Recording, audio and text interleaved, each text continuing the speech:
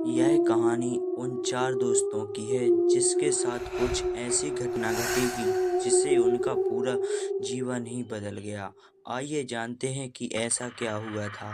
मुंबई शहर की रहने वाली प्रिया शर्मा और दोस्तों के साथ रवि, साहिल और विजय के साथ शिमला जाने का प्लान बनाया।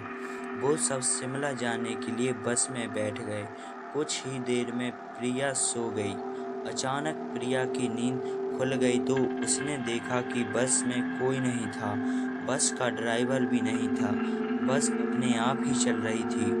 उनके सारे दोस्तों का भी बस में नहीं थे। यह Please सब like and देखकर subscribe डर Horror and के मारे channel. प्रिया जोर जोर से चिल्लाने लगी।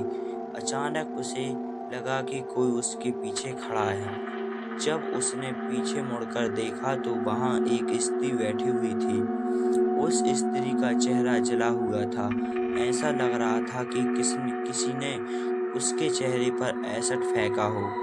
ऐसा भयंकर चेहरा देखकर प्रिया ने चिल्लाना शुरू कर दिया, बचाओ बचाओ बचाओ। और अचानक प्रिया की नींद उड़ गई। वो एकदम डरी हुई और पसीने से पूरी भीग गई थी।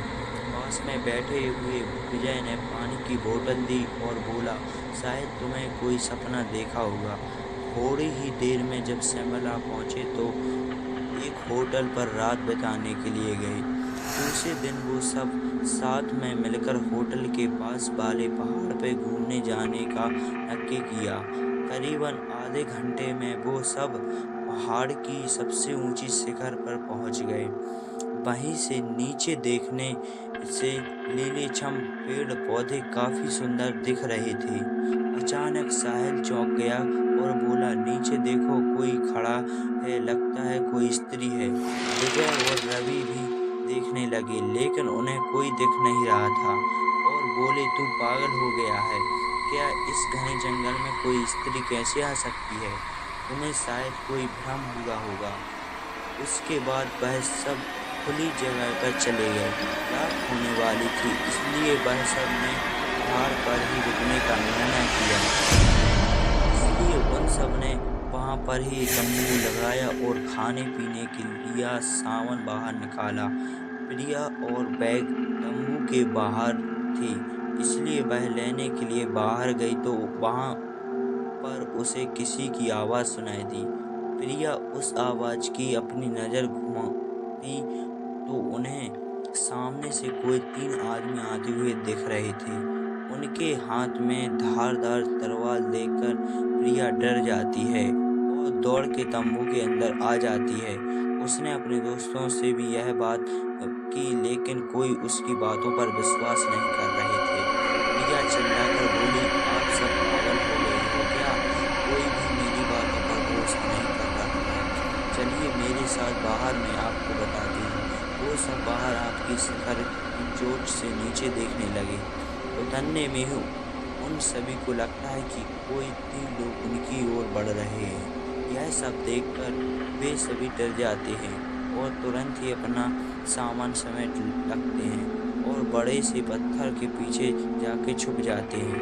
थोड़ी ही देर में वो सब ऊपर आ जाते हैं। प्रिया देख रही है कि उनके हाथ पैर और सिर आदमी जैसे बिल्कुल नहीं थे। वे सब एक जगह पे बैठ जाते हैं और कुछ तांत्रिक विद्या शुरू करते हैं।